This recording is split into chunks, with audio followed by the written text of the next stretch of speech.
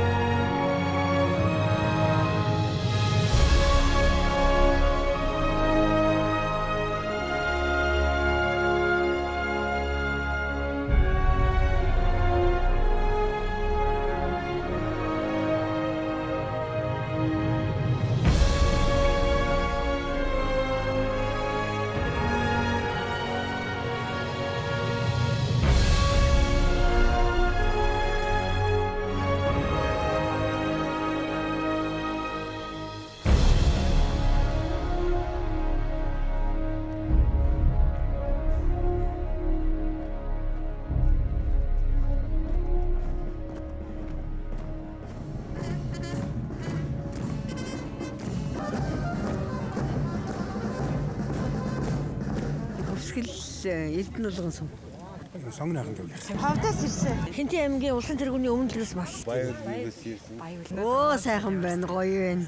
Яг бас хэдэн уулзааг шир удсан.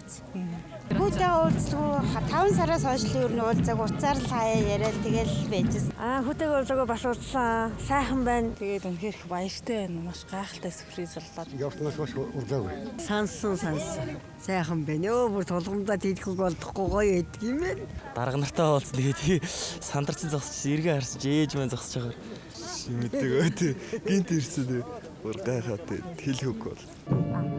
Аав ээж айгуу сандаг. Тэгсэн ч хэлээ тэгээд хөрний хотлоо өгсөн танаас дөнж байна гэдэг. Ингээд албаа хааж байгаа.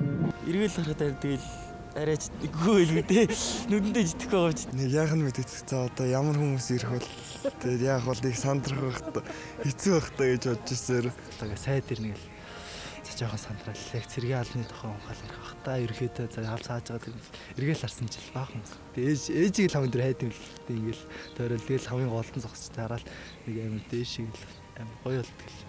Одоо Монгол цэргийн баярыг цэргийн албанд ирснээр ганц л удаа тэмдэглэн. Энэ бол хизээч мартагдахааргүй баяр болж байна. Одоо үнэхээр баяртай байна. Mobicom корпорацтай хамтан одоо явуулж байгаа хайр түгээн хэмээх энэхүү арга хэмжээнд оруулж байгаа. Одоо бид бүхэн зэс түвшний тэг 13 дугаар ангийн нийт бие бүрэлдэхүүн захирагч удирдлагын бие бүрэлдэхүүнээс ахуулаад та бүхэн нийтдээ баярсан талархснаа илэрхийлж байна.